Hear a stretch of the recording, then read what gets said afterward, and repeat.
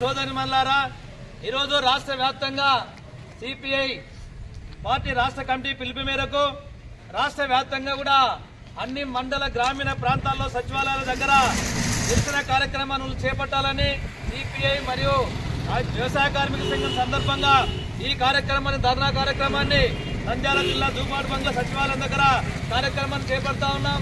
ప్రధానంగా ఈ కార్యక్రమం యొక్క ముఖ్య ఉద్దేశం మా సిపిఎం పార్టీ సిపిఐ జిల్లా నాయకులు రమేష్ కుమార్ గారు చెప్పారు।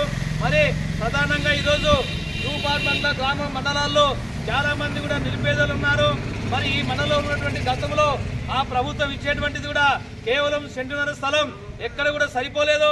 అయినా చాలా మంది కూడా గ్రామీణ ప్రాంతాల్లో నిరుపేదలు ఉన్నారు।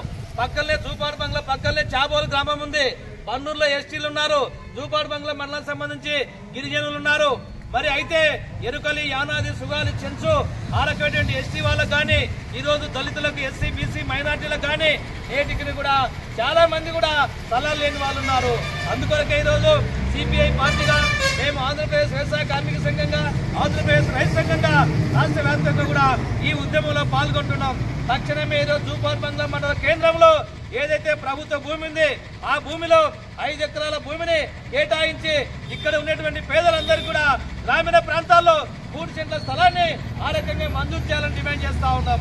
అదొక్కటే కాదు, ఈరోజు గతంలో 1,80,000 రూపాయలు ఇచ్చారు జగన్మోహన్ రెడ్డి గవర్నమెంట్ లో।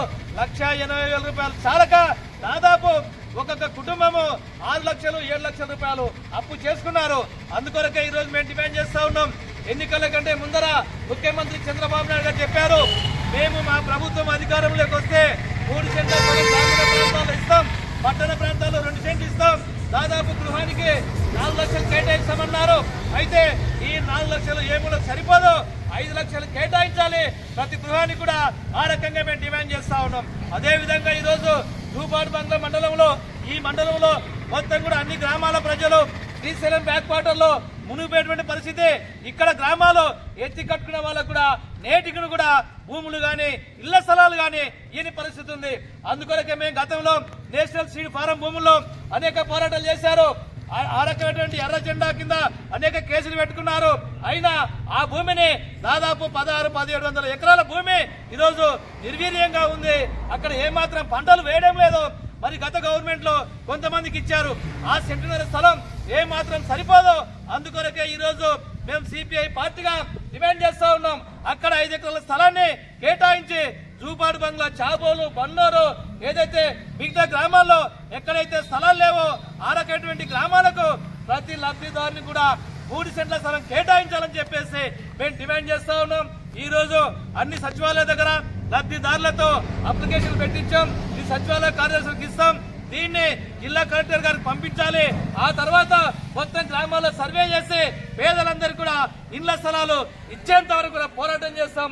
ఈ పోరాటంలో ప్రతి ఒక్కరు కూడా ఇల్లు లేని నిరుపేదలు ఆ రకంగా మీరందరూ కూడా పోరాటంలో భాగస్వాములు కావాలి। ప్రభుత్వం అధికారంలోకి వచ్చి 5 మాసాలు అవుతున్నా నేటికి రేషన్ కార్డు లేదు, చాలా మంది ఇప్పుడే మా రమేష్ గారు చెప్పారు ఆధార్ కార్డులు లేవు, మరి చాలా మందిని ఇంకా గుర్తించడం లేదు। అందుకొరకే తక్షణమే కొత్తగా రేషన్ కార్డులు మంజూరు చేయాలి, ప్రతి కుటుంబానికి 3 సెంట్ల స్థలం ఇవ్వాలి, ప్రతి ఒక్కరికి కూడా ఆధార్ కార్డును ఇవ్వాలి। ఆ రకమైనటువంటి దాంతో 5 లక్షల రూపాయల గృహానికి మంజూరు చేసి ప్రతి ఒక్క సభ్యుని ప్రతి ఒక్క నిరుపేద కుటుంబాన్ని కూడా ఆ రకంగా ఆదుకోవాలని మేము ఏపీ రైతు సంఘంగా ఈ ప్రభుత్వాన్ని డిమాండ్ చేస్తా ఉన్నాం। లేకపోతే కనుక రాబోయే కాలంలో ఈ ప్రభుత్వం ఇప్పటికే ప్రయత్నం చేస్తామని చెప్తా ఉన్నారు, రాబోయే కాలంలో ప్రజా సమీకరణతో ఇల్లు లేని పేదలందరినీ దూపాడు బంగ్లా ఉన్నటువంటి పక్కల చాబోలు పక్కలో ఉంది, తెల్లారితే నీళ్లు కనపడతాయి తప్ప తాగడానికి నీళ్లు ఇచ్చే పరిస్థితి ఉంది। ఇలాంటి గ్రామాలను సమీకరించి ఇళ్ల స్థలాలు అందరికి ఇచ్చేంత వరకు కూడా ఆ రకంగా పోరాటాలు నిర్వహిస్తామని చెప్పి తెలియజేస్తూ ఈ అవకాశం ఇచ్చిన అధ్యక్షుల వారికి ఇల్లు లేని నిరుపేదలందరికీ ప్రతి ఒక్కరు కూడా పేరు పేరున ధన్యవాదాలు। నా పేరు పిక్కిలి వెంకటేశ్వర్లు, ఏపీ రైతు సంఘం జిల్లా సమితి సభ్యులు, నందికొట్కూరు।